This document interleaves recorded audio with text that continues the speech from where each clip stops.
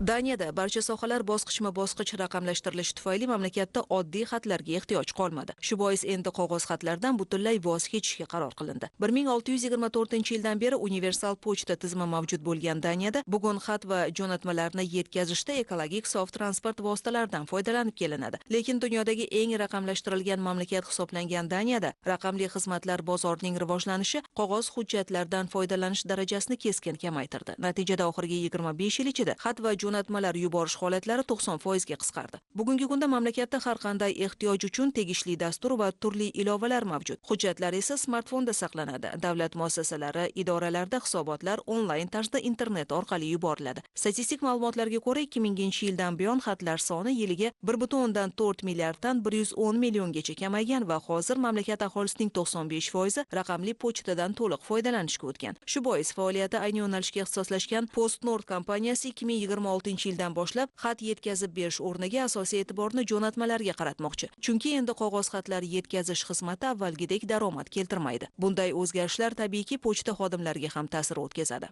Shundan kelib chiqib PostNord kompaniyasi 4600 nafar xodimidan kamida 1,5 mingini ishdan bo'shatishga, ko'chalardan minglab pochta qutilarini olib tashlashga majbur bo'lmoqda. Shu o'rinda Yevropaning ko'plab pochta xizmatlari ham jadal raqamlashtirishdan aziyat chekayotganini aytish lozim.